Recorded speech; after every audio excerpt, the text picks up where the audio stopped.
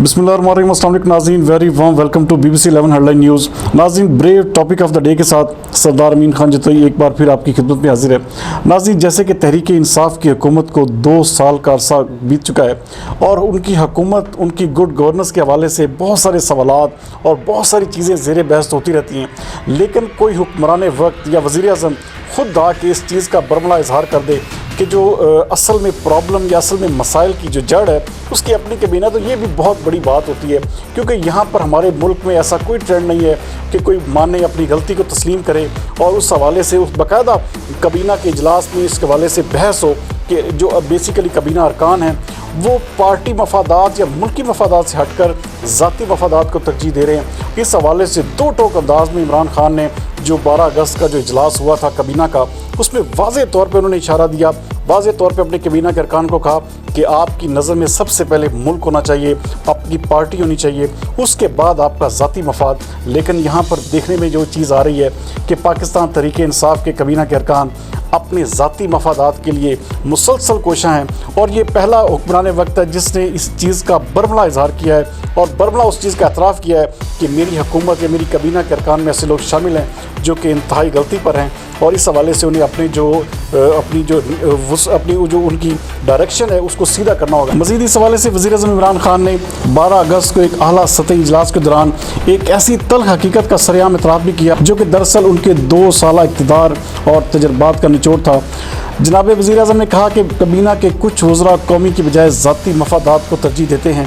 अपनी ज़ात के लिए काम करने वालों की मेरी टीम में उनका कहना था कि कोई जगह नहीं। कबीना अरकान वाज़े तौर पर सुन लें, हुकूमत हम सब की है, लिहाजा हुकूमती मफादात ही सबका मफाद होना चाहिए। उनका कहना था कि हुकूमत की ओनरशिप लिए बगैर हम कामयाब नहीं हो सकेंगे।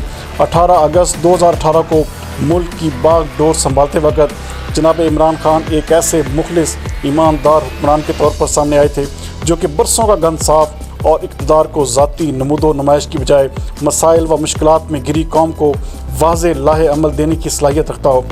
नाज़रीन, गुज़श्ता 2 बरस के दौरान तहरीक इंसाफ की हुकूमत ने क्या खोया क्या पाया वो सब के सामने है। करप्शन कितनी ख़त्म और करप्ट अफराद का कितना मुहासबा हुआ, हर पाकिस्तानी नाज़रीन इसका शाहिद है। अलबत्ता हुकूमतों, रियासतों और मईशतों को कंट्रोल करने वाले माफियाज ना सिर्फ आज भी इंतहाई ताकतवर बल्कि कौमी वसाइल को जोंकों की तरह चिमटे हुए हैं। गुज़श्ता 5 साल में नाज़रीन 3.5 अरब रुपए टैक्स देकर 29 अरब की सब्सिडी हासिल करने वाला शुगर माफिया हो या 45 रुपए किलो वाला आटा 65 रुपए किलो तक पहुंचाने वाला, नाज़रीन कराची के LNG टर्मिनल के जरिए $2.5 लाख रोज़ाना कमाने वाला ईंधन माफिया हो या अरबों खरबों की सरकारी अराजी कोड़ियों के भाव खरीद कर बहरिया टाउन जैसे प्रोजेक्ट खड़े करने वाला लैंड माफिया हर जगह दंदराता फिरता और प्लेटलेट्स गिराकर अदलिया तक से रिलीफ हासिल करने में कामयाब नजर आता है। हालत यह है कि दोहरी शोहरियत रखने वाले भी इक़्तिदार की राहदारियों में घूमते फिरते नजर आते हैं। नाज़रीन, कौम को ऊपर उठाने और बेरोज़गारों को 50 लाख नौकरियां देने की दावेदार तहरीक इंसाफ आज कोरोना के बायस 20 लाख मज़ीद बेरोज़गारों और बेवाओं को 144 अरब रुपए बांटने पर मजबूर है। नाज़रीन, आज हालत यह है कि हज़ारों नई नौकरियां देने के दावेदार फैसल, वोडा, शेख रशीद और उस्मान डार को सुप्रीम कोर्ट स्टील मिल्स और पाकिस्तान रेलवे के मुलाजमीन की छांटियाँ करने का कह रही है। 3 मुशीरों और 15 मावनीन खुसूसी की जायदादों और असासों की 2 हफ्ते कबल सामने आने वाली तफसीलात ज़ाहिर करती हैं कि 21 करोड़ आवाम पर सरमायादार और माफियाज हावी हैं।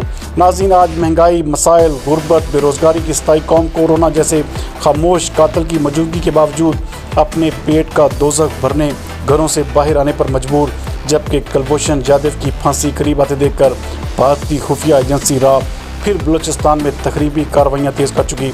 अपने वज़रा को कौमी मफादात याद दिलवाने वाले वज़ीर-ए-आज़म पंजाब के वसीम अकरम प्लस की नैब में तलबियों और शराब के लाइसेंसों के एवज़ 5 करोड़ रुपए वसूल करने जैसे इल्ज़ामात पर खामोश तमाशाई क्यों हैं? शायद मसलियत और अपने खिलाड़ी की बेगुनाही साबित होने की उम्मीद लिए हुए हैं। 27 रमज़ानुल मुबारक को वजूद में आने वाले पाकिस्तान को रियासत मदीना की तर्ज पर बुराइयों से पाक रियासत बनाने के ख्वाहिशमंद इमरान खान अपने साथियों की सरगर्मियों पर नज़र रखने के साथ साथ हकीकी फ़राइज़ से गाफिल खिलाड़ियों को अपनी फ़िटनेस साबित होने तक आराम क्यों नहीं करवाते? नाज़रीन, अक्टूबर में पंजाब के बल्दियाती इलेक्शन मतवक्को हैं। शेख सादी रहमतुल्लाह का कौल है कि कोई बादशाह अगर किसी के बाग से एक फल भी तोड़ ले तो उसकी फ़ौज सारे बाग को उजाड़ देगी। जनाब वज़ीर आज़म, अपोजिशन तो आजकल गुज़श्ता 12 साल में खाए पिए का हिसाब देने में मसरूफ़ है, जबकि मौलाना फजलुर रहमान APC बुलाने से ही मायूस हो चुके हैं।